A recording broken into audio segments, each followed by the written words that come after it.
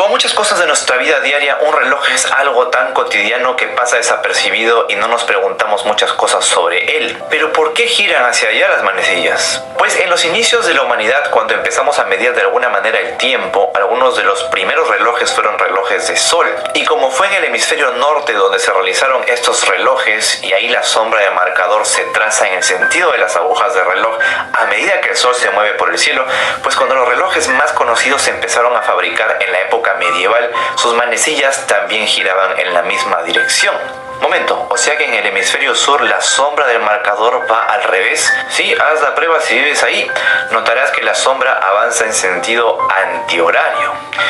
¿Deberíamos hacer que el reloj vaya al revés en esta parte del mundo? ¿Ya para qué? Aunque eso no quiere decir que no haya relojes que vayan en sentido contrario. El edificio que alberga la Asamblea Legislativa de Bolivia en la Plaza Murillo, en el centro de La Paz, cuenta con un reloj sobre la entrada que hace esto. Algunos dicen que fue hecho así adrede por razones políticas. Una forma muy cool de probar esto de las sombras en los hemisferios lo realizó un artista en el hemisferio norte, quien creó un reloj solar digital. Su diseño es tan intrincado que solo puede fabricarse cuando se imprime en una impresora 3D. Y por supuesto solo funciona en el hemisferio norte. Miren esta belleza. Cada hora de 60 minutos. Cuando ven el número 60, ¿no se han preguntado alguna vez por qué? ¿Por qué 60? ¿Por qué no 47 o 5?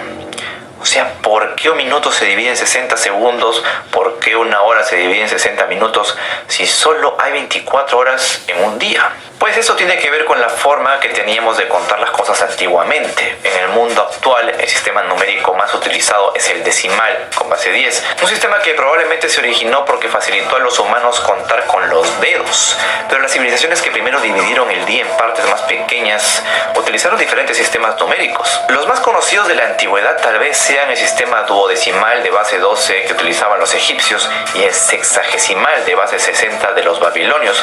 Pero hay más.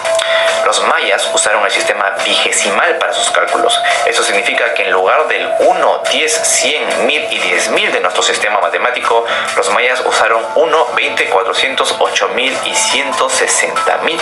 Y así también con base en este sistema numérico fue que los egipcios realizaron sus relojes solares. Gracias a la evidencia documentada del uso de estos relojes, la mayoría de los historiadores atribuyen a los egipcios el ser la primera civilización en dividir el día en partes más pequeñas. Los primeros relojes del sol eran simplemente estacas colocadas en el suelo que indicaban el tiempo mediante la longitud y la dirección de la sombra resultante. Aproximadamente en el año 1500 a.C., los egipcios desarrollaron un reloj más avanzado. Consistía en una barra en forma de T colocada en el suelo, la cual era calibrada para dividir el intervalo entre el amanecer y el atardecer en 12 partes. Se piensa que el concepto de esas partes es lo que conocemos ahora como hora. Se piensa. Pero ¿y la noche? Pues si no es artificial, los humanos de este periodo consideraban los periodos de luz solar y oscuridad como dos reinos opuestos en lugar de ser parte del mismo día. Sin la ayuda de relojes solares, dividir el intervalo oscuro entre el atardecer y el amanecer era más complejo. Si no tienes sol, ¿cómo haces reloj lunar? ¿Y cuando hay luna nueva? Acá entra a tallar la astronomía. Durante la era en que se usaron por primera vez los relojes de sol, los astrónomos egipcios también observaron por primera vez un conjunto de 36 estrellas que dividían el círculo de los cielos en partes iguales. El paso de la noche podría estar marcado por la aparición de 18 de esas estrellas, 3 de las cuales fueron asignadas a cada uno de los 2 periodos crepusculares cuando las estrellas eran difíciles de ver. El periodo de oscuridad total estuvo marcado por las 12 estrellas restantes, lo que nuevamente resultó en 12 divisiones de la noche. Una vez que las horas de luz y oscuridad se dividieron en 12 partes, se estableció el concepto de un día de 24 horas. ¿De dónde salen los 60 minutos entonces? Tranquilos, ya estamos llegando, no se desesperen.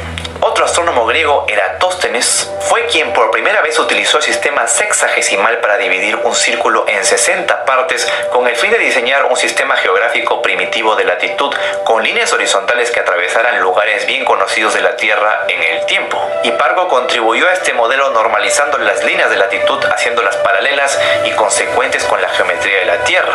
La cosa es que Hiparco también ideó un sistema de líneas de longitud, esta vez que abarcaban 360 grados y que corrían de norte a sur, de polo a polo. Quien vino a completar el trabajo de Hiparco fue Ptolomeo. En su tratado Almagest explicó y amplió el trabajo de Hiparco subdividiendo cada uno de los 360 grados de latitud y longitud en segmentos más pequeños.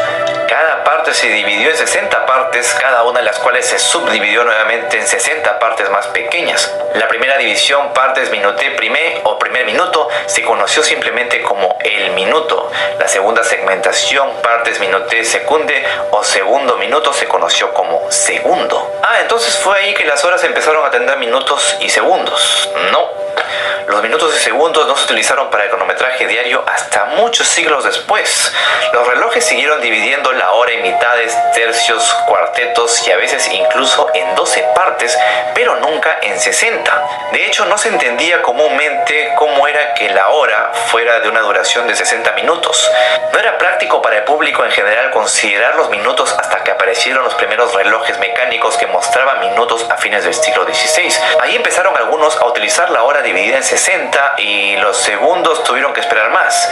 Incluso hoy en día es común ver muchos relojes de pulsera o relojes normales que tenemos en las casas que solo muestran los minutos más no los segundos. Y bueno, hasta aquí este video. Espero que les haya parecido interesante y les haya quedado claro todo este asunto. Comenta aquí abajo si tu reloj es de arena o de escarcha. Gracias por ver este video y hasta la próxima.